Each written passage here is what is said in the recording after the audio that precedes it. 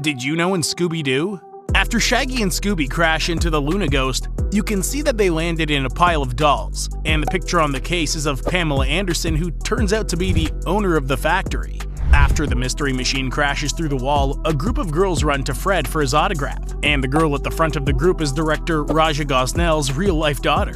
When the Luna Ghost is revealed to be Old Man Smithers, you can see that everyone's surprised by the reveal aside from Velma. And this goes along with her character in the cartoon, where she would generally know the answer before the reveal.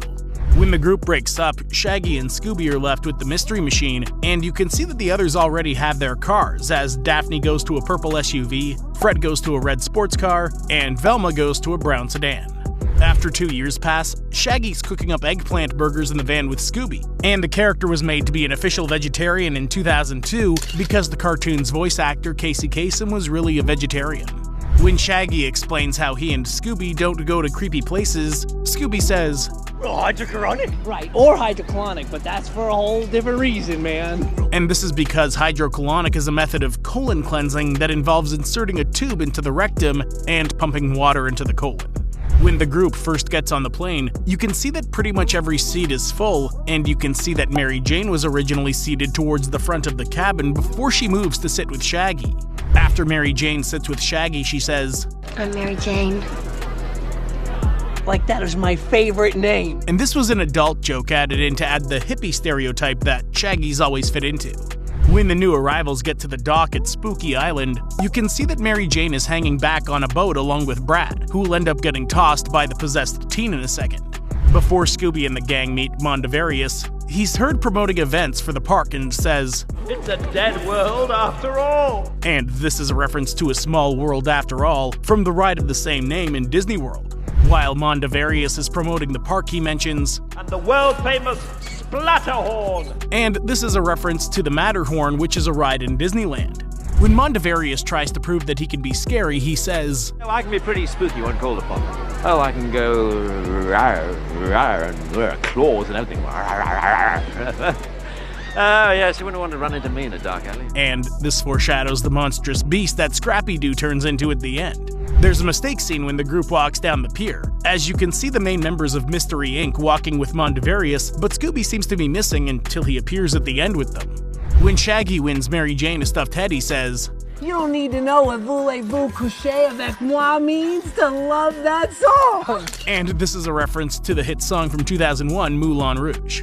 When Daphne tries to recruit Shaggy and Scooby, Shaggy says, Castles have paintings with eyes that watch ya, and suits armor you think's a statue, but there's a guy inside who follows you every time you turn around. And all of this is what happened to the crew when they did their first mystery in the first ever aired episode of Scooby-Doo, Where Are You? What a Night for a Night. After Scooby gets carried away for a Scooby snack and hits Shaggy, Shaggy says, Hey, Hong Kong Phooey, watch the Fist of Fury, would you, buddy? And this is a reference to the animated show Hong Kong Phooey, which came out in 1974 and featured a janitor who becomes a crime-fighting dog. When Shaggy and Scooby get to the dining area of the ride, you can see a maid is waiting to greet people with a tray. And the maid is dressed in a similar style and color scheme as Rosie from the Jetsons. When Shaggy and Scooby are trapped against the wall, Shaggy's seen squinting his eyes a bit while he's struggling, and this is because the hand monster that's next to him accidentally poked him in the eye during takes. There's an inconsistency when the alarm is sounded in the castle, as Velma and Fred are in the control room, and you can see that the room behind them is the same one that Shaggy, Scooby, and Daphne are supposed to be in, but no one notices and no one can see them. During the flashback scene, Scrappy-Doo says, I'm as cute as a Powerpuff Girl! I'll get my own TV show. And the Powerpuff Girls are another classic kids cartoon, and while Scrappy never got his own show, he did appear in Scooby-Doo and Scrappy-Doo in 1979. When Scooby hides under the coffee table, you can see Mondavarius watching from nearby, and there's a bit of foreshadowing, as he's seen scratching his neck like a dog. When the monster takes the suitcase off of Scooby, Scoob is oblivious to this at first, but when he questions what happened, his tail curls in the shape of a question mark. There's a mistake after the group sleeps on the beach, as Daphne was originally seen wearing a purple V-neck dress with the Damon-ritis hidden under her purple handbag, but when they wake up, she's wearing a purple halter swimsuit top with a light purple beaded handbag. After the attack at night, the group wakes up to find the real members of Sugar Ray singing a song on the beach. And the song that they're singing is the same one that can be heard on the training video that was found inside of Spooky Island Castle. I look at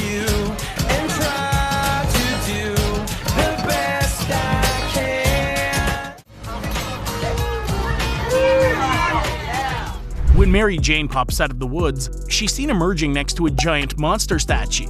And the design of this creature is similar to a fan-favorite monster from the Scooby-Doo series, the Creeper. There's a mistake scene when Mary Jane gets off the ATV, as she's originally seen to be carrying a denim bag over her shoulder, but when she stands up, the bag has simply disappeared. When Shaggy jumps down into the hole to save Scooby, Matthew Lillard ended up hurting his foot when he dives, as you can see his foot clip the edge of the hole as he goes headfirst. After Daphne's monster explodes from the sunlight, you can see that the scene is played in order and then reversed to add the shock effect for the explosion, as Daphne covers her head the same way twice and Velma goes through the same motion with her arm but backwards.